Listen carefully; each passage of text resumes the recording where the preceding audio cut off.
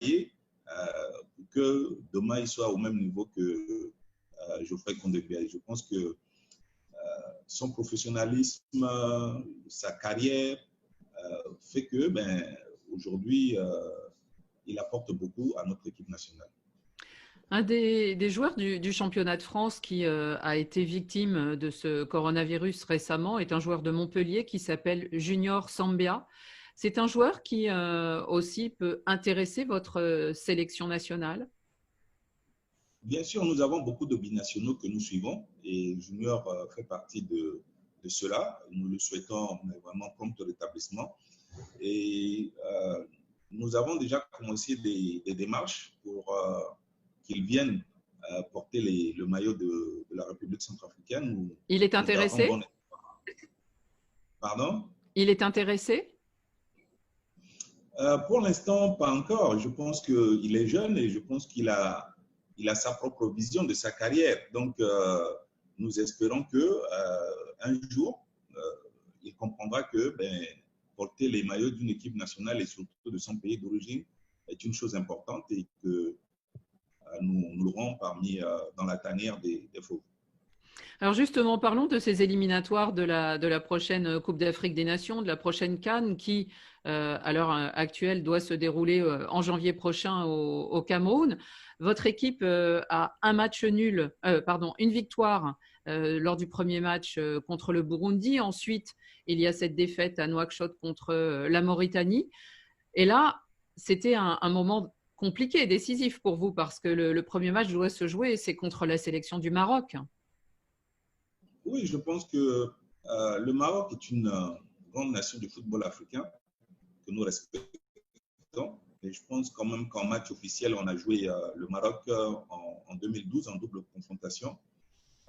On n'avait pas perdu, ni chez eux, ni à domicile. Donc aujourd'hui, nous avons toutes nos chances. Il est vrai, quand vous prenez la liste des joueurs marocains, c'est des joueurs qui jouent dans des très grands clubs. Mais je pense que nos joueurs, ils ont pour eux la motivation, la détermination. Et aujourd'hui, je pense que nous avons toutes nos chances et nous allons travailler à obtenir le maximum de points au cours de cette double confrontation pour conserver nos chances de qualification intactes. Et vous pensez justement que, vu que les dates n'ont pas encore été fixées, qu'il risque d'y avoir pas mal de temps pour vous retourner, que le stade national le stade de Bangui, le stade Boganda pourrait recevoir le match retour et les Marocains? Ça, je peux vous le garantir, madame. Nous allons travailler à ce que notre match, nous puissions le jouer ici, chez nous à domicile. D'accord.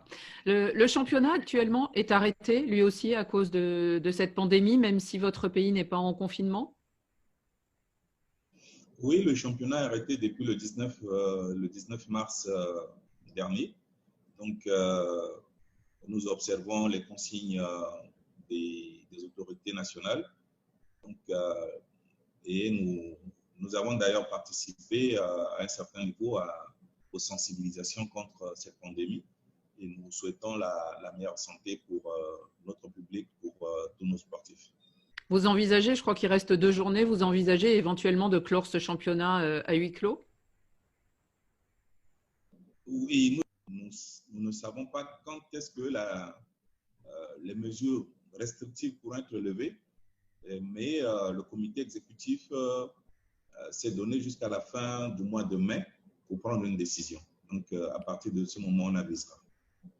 Une dernière question, Président, au sujet d'un accord que vous avez passé dans le cadre du programme FIFA qui s'appelle Forward. Vous êtes venu à Paris juste avant cette période de confinement, c'était le 12 mars. Vous avez rencontré le président Le Graët. Vous étiez déplacé d'ailleurs avec le ministre des Sports de la République centrafricaine. Qu'est-ce que vous attendez de cet accord, au-delà du protocole signé, au-delà de ces rencontres? Qu'est-ce que vous attendez de la Fédération française de football?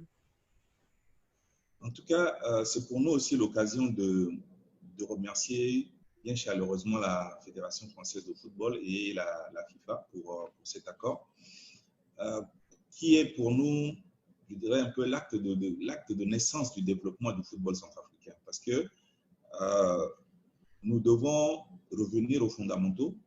Et je pense qu'on ne pouvait pas avoir meilleur support que la Fédération française de football, qui a prouvé par les résultats, notamment dans la formation des jeunes, qu'elle a les compétences qu'il faut. Aujourd'hui, vous voyez bien que les jeunes qui sont issus de la formation française inondent les pelouses européennes et du monde. Donc, pour nous, c'est un exemple à suivre et nous souhaiterons que cette collaboration puisse nous amener dans la formation des jeunes à obtenir les mêmes résultats in fine que nous voyons au niveau de la France, parce que ça demande un travail à la base et c'est ce travail à la base que nous voulons commencer maintenant. Le fait que la France soit championne du monde, ça a pu influencer? C'est une équipe connue, populaire dans votre pays?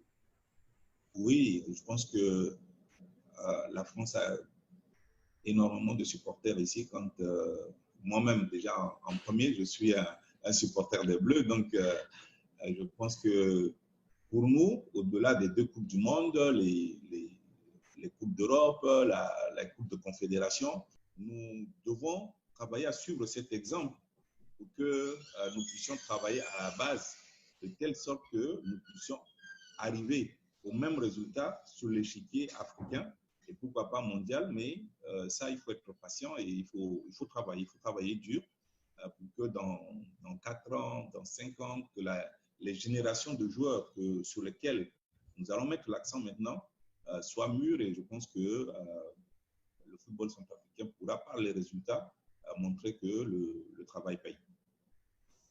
Je vous remercie beaucoup, Monsieur le Président Célestin Yanyandji, d'avoir accepté de répondre aux questions de Radio Foot International.